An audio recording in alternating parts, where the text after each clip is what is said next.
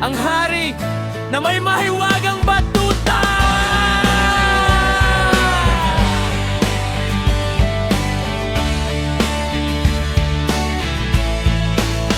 Sa isang tahimik na bayan may nakatirang lalaki na nagngangalang Canor. Simple lang, manamit at mabadet, pero mayroon siyang tinatagong lihim na ikinagulat ng lahat.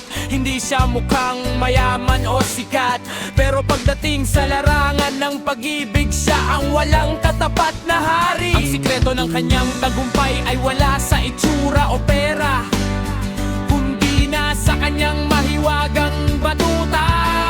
Ang mahiwagang batuta, sinasabing ang batuta ni Canor ay hindi ordinaryo. Ito ay regalo raw ng tadhana, o galing pa sa ibang mundo. Matibay kapag ito ay gumalaw, parang bakal na hindi natitinag, walang pagod. Kahit ilang oras o ilang babae pa ang harapin niya, laging handa at nakatitin ang batuta niya.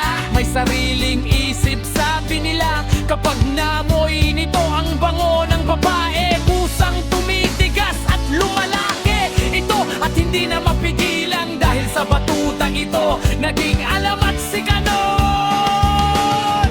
Ang kapangyarihan ng batuta, kapangyarihan ng batuta.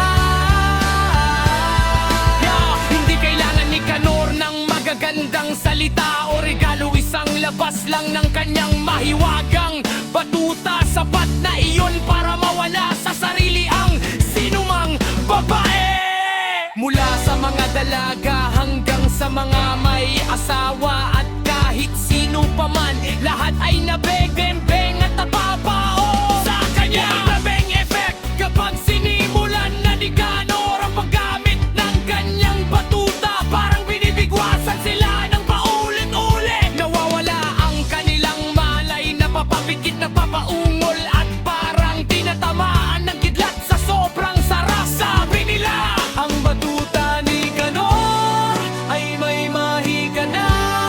Kapag pumasok na, ayaw nang umalis, at ang mga babae nagmamakaawa pa na wag itong itigil ang alamat na lumalagan na. Dahil sa galingan sa kapangyarihan ng kanyang mahiwagang batuta, naging usap-usapan siya sa buong bansa. Kahit anong ganda o taas ng lipunan ng babae, pagdating sa harap ni Canor ang ng kanyang batuta, lahat ay sumusuko.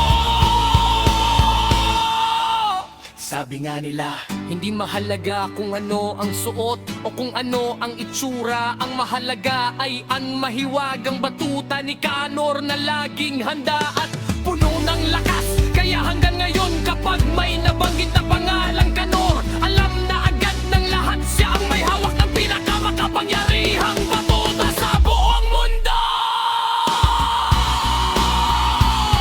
Irene Latras! Ayos na ba yan, boss? Masastig na ngayon dahil sa mahiwagang batuta.